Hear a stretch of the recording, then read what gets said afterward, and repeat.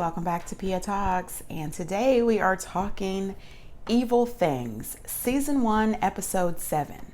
And remember, the show comes in two parts, so the first part will be the wardrobe. Before we get started, please support my channel and subscribe. Please hit that like button, share, and don't forget to hit the notification bell so you can always be notified when I post new content.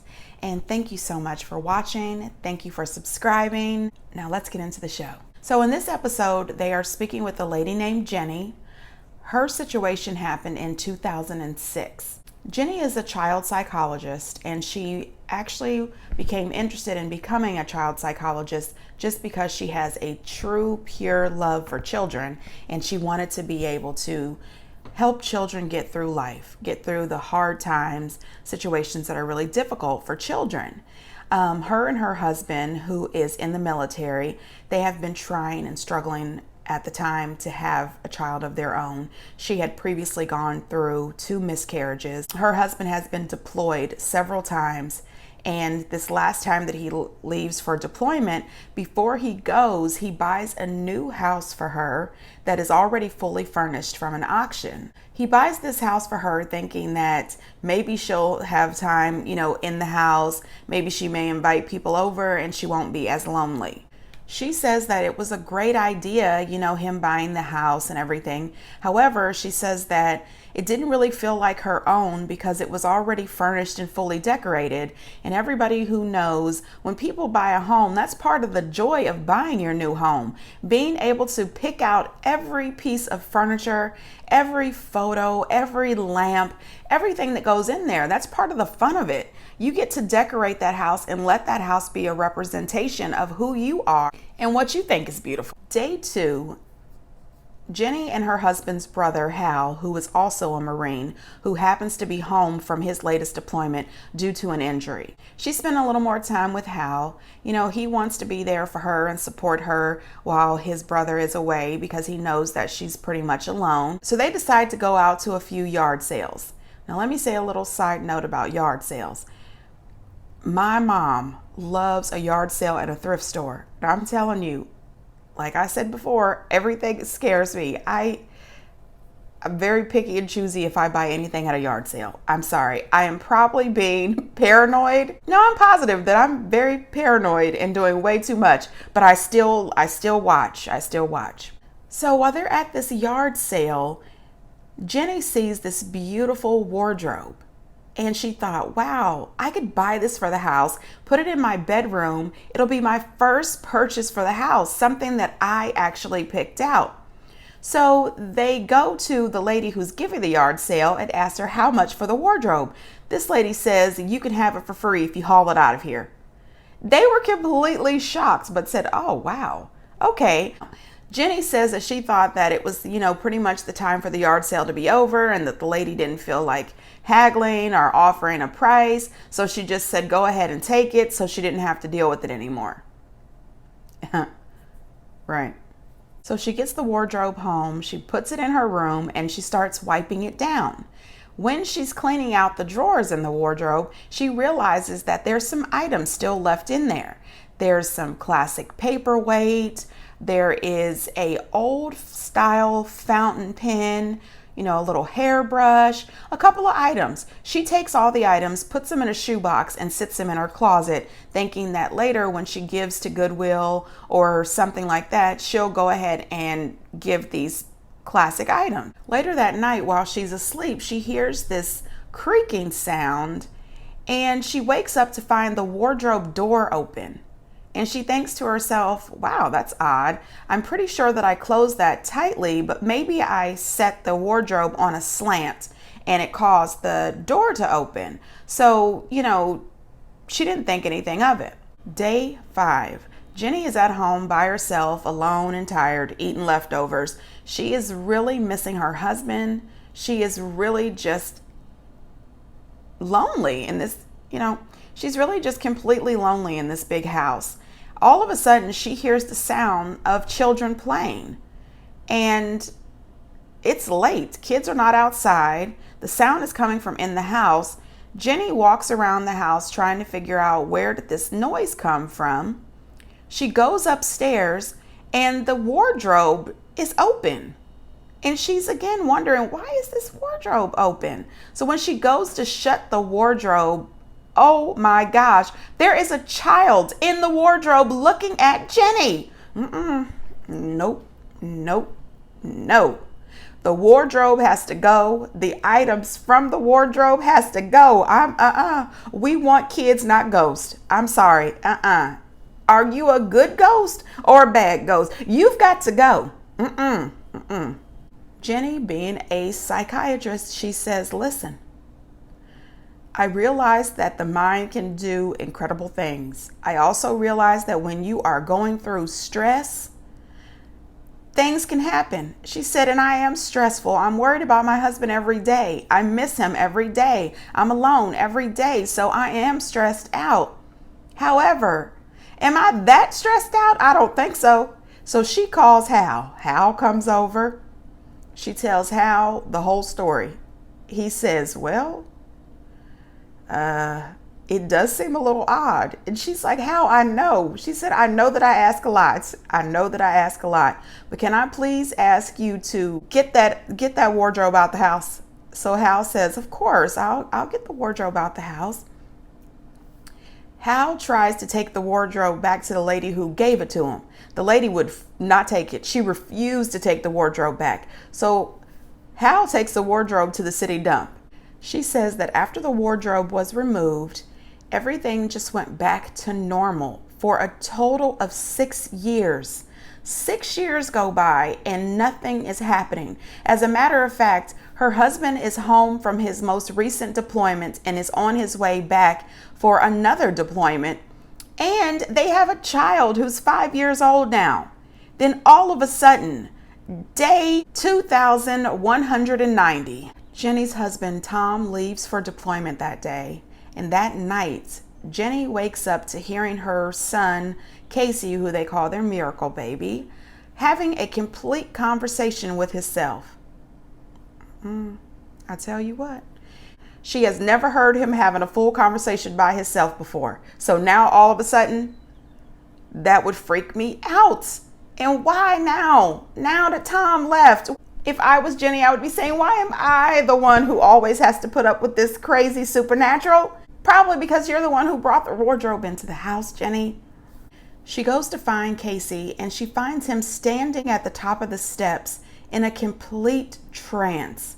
She screams his name several times. She walks over to him and he's still just standing there saying the same phrase over and over and over. And he's saying, it's a tease. People think it's innocent. It clawed at my eyes. I skinned it alive. The whole time, he just kept saying that same phrase over and over and over again. Jenny grabs him and puts him back to bed. Nope. Right about then, it is time for you, Jenny, to... Where is your priest? Where is your bishop? Where is the pastor from next door? Somebody. This does not make sense. I am scared to death. Why is he doing this now?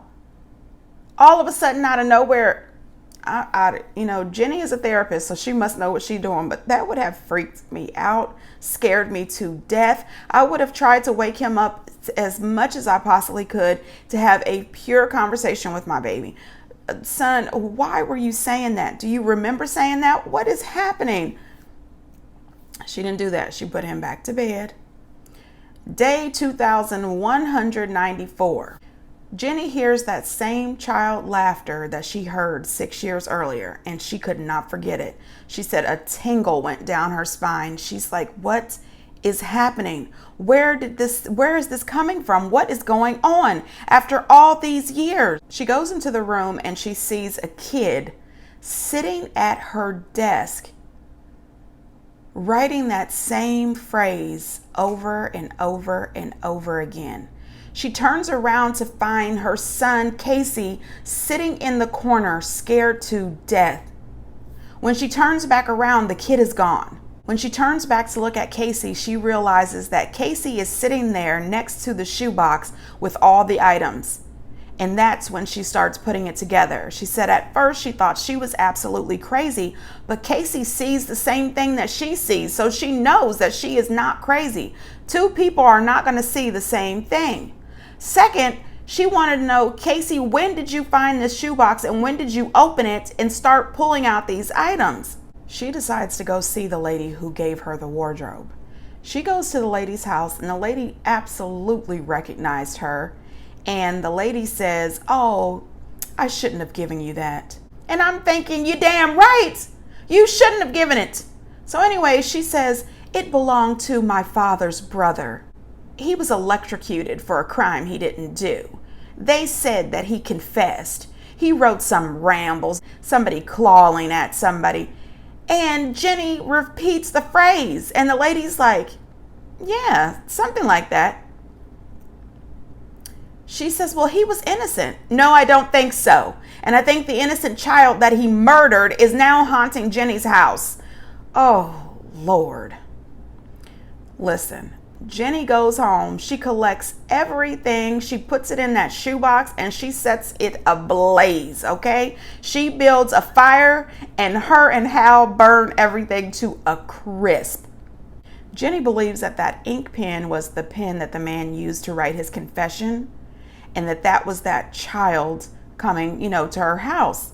She says that once they burned everything, she has not had any paranormal experiences in her home. Yikes. Honey, no. See what I mean?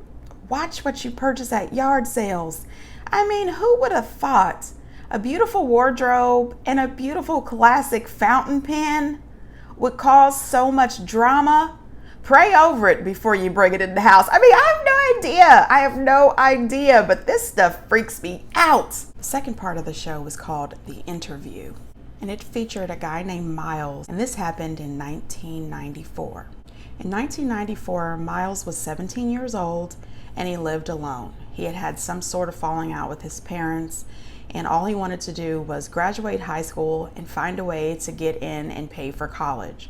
So, having nowhere to live, he found an old abandoned church and he started living there. He felt bad about the situation, but the only thing he wanted to do was get out of high school, get into college, and make a better life for himself. He didn't think that it was right that he actually lived in this abandoned church. He felt that he was breaking the law, but he didn't feel that he had any other places to go. While living in the church, he was able to get up every morning, go to school, do his homework. He was able to actually be pretty mature and a good student. And I'm thinking, what happened with his parents when you have a guy who is a really good student who is mature enough to get himself to and from school every day? What happened? He said that at the time that he had moved into the church had been sitting empty for 10 years. And all he remembers about the particular people who went to that church is that they were always standing out on the streets screaming about hellfire and brimstone and about heaven and hell. That's all he remembers about these people. And he also refused to tell the producer what denomination this church was. He said that at times he would wander around the area to find abandoned buildings that he could break into, even though he knew it was wrong, to try to see if there was anything in there that he could sell for food. So he said one night he decided to go into this locked room that was downstairs in the basement of the church. And when he went in there, he found an old school movie projector and some real movies, films, the kind that they use at the drive-in or the kind that they used way back in the day. He says that he found some extension cords and he plugged them up to a building that was nearby, which is the illegal activity just keeps adding up, right? So he's stealing electricity. But anyway, he decides he's going to play these movies. He doesn't have any other entertainment. There's no power at the church. He's just there, doing his homework and sleeping. So he puts in the reels and he starts watching these movies, which he thinks are old B personal movies that someone's trying to make, maybe an old school horror film. He says that at the end of that first film that he watched, the projector just shut off. And he says he thought that was odd because he knows that projectors don't just shut off because the movie is over. You know, the light and everything is still on, but that one did. And he just rubbed it off and let it go. Day 2. He gets home from school and all he can think about is watching these movies. So he goes ahead and he puts in film number 2. He has decided, for some reason, he is absolutely hooked on these films, and he wanted to know what was happening with the man, Mr. Krause.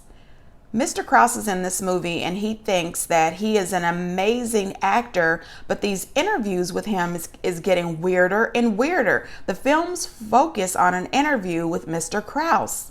He finally falls off to sleep and he gets up the next day to go to school. And when he steps out of his bed that he's made on the floor, he steps on these individual chain links. And they're all over around his bed. And he's thinking, where did these chain links come from? And who's been here? He gets really freaked out because he's thinking somebody has come in there and they have been standing over him while he's asleep, and he's starting to get really scared, which would have freaked me out. And I'm telling you, I would have just took my stuff and left. I am not that brave. Nope. No, I would have left. Waking up in an abandoned building and stuff is all over, chain links, individual links. Nope, gotta go. He didn't leave. He said that he was freaked out. He was scared, but he had nowhere else to go. So he just stayed. When he got home from school that afternoon, he could not wait to put in the next movie to see what Mr. Krause was talking about. During the midst of watching this movie, he realizes that the person eventually starts calling Mr. Krause Pastor Krause. Then he figures out he's not watching an B horror movie that somebody made. He's actually watching an exorcism. The pastor of the church, Mr. Krause, has been taken over by evil spirits. And now somebody from the church is trying to give him an exorcism. All on these movie reels. Nope. Nope. Listen. I watched The Exorcist before, okay? I was real young. I watched it, right? I didn't sleep for 2 weeks. 2 weeks, okay? Then, the next time I watched it as a grown-up, it was broad daylight, okay? I had all the blinds open. I had my sister with me. Didn't sleep for 2 weeks. Oh my God. What is happening to me? I mean, I was freaked out. Then, again, Evil Things is on Destination America, right? Destination America, a year or two ago, they were live streaming from the actual house that The Exorcist, the true story, happened. I kid you not. I was watching it with all the lights on in my house, alone, because my son was out. I ended up crouched down, hiding behind my couch, peeking over the couch, watching it on TV. That is quite embarrassing, and I am sharing that with you. Now listen. No, I don't want to see a real life exorcism. What? I don't understand why Miles didn't turn that mess off. What? No. Miles could not stop watching. He was addicted. Day 4. So he wakes up, he's thinking, I have to hurry up and get to school, get my classwork done, get home, get my homework done so I can finish watching these videos. Like, I need to know what the heck is going on with Pastor Krause. He goes to the bathroom so he could brush his teeth, wash his face, get himself all together, and he looks in the mirror and Mr. Krause is staring back at him. What? Run, Miles. What? Why is he there? Mr. Krause, bye. And bye to this place. And get your book bag, get your sheets and stuff, and just figure out if you got other relatives. And just see, do you have other relatives? Could you make up with your parents? Do you have a friend from the school whose parent might take you in? Like, oh gosh, no. That would have been way too much and crossed the line with me. I'm sorry.